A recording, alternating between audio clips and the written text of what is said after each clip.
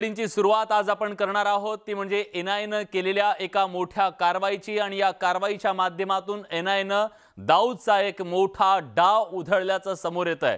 National investigation agency अर्थात एनआयएनं आज मुंबईतल्या काही महत्त्वाच्या ठिकाणी छापेमारी केली आणि या छापेमारीच्या माध्यमातून माहीमधून तिसरी व्यक्ती ताब्यात घेण्यात आलेली आहे। अब्दुल कय्यूम त्याचबरोबर सोहेल खांडबानी यांना ताब्यात घेण्यात आलंय। मोबिदा भिवंडीवाला पोलिसांच्या ताब्यात आहे। जवळपास 7 ते 8 जणांची सध्या चौकशी सुरू आहे आणि एक मोठी कारवाई एनआयएनं मुंबईमध्ये केलेली आहे। सकाळपासून ही छापेमारी सुरू होती आणि त्यामुळे या छापेमारीच्या नंतर अखेर 3 जणांना ताब्यात घेतलेलं आहे एनआयएनं।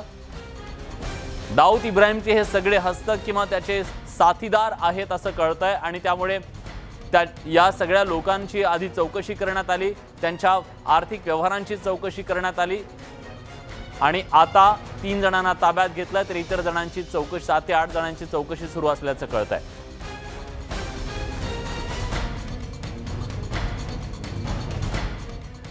एनआयएनं अगदी सकाळपासूनच ह्या छापेमारीला सुरुवात केली, पण ज्यांच्यावरती हे छापे पडले ते सगळे लोक अंडरवर्ल्ड डॉन दाऊद इब्राहिमशी संबंधित असल्याच्या संशयावरून तब्बल 29 ठिकाणी एनआयएनं छापेमारी केली। मुंबईत 24 तर नालासोपाऱ्यात 5 धाडी टाकल्या। अनीस इब्राहिम, छोटा शकील, टायगर मेमन याच्या हस्तकांवर एनआयएनं धाडी टाकल्या होत्या। लष्कर-ए-तैयबा, जैश-ए-मोहम्मद आणि अल-कायदा यांना आर्थिक पुरवठा केला जात होता।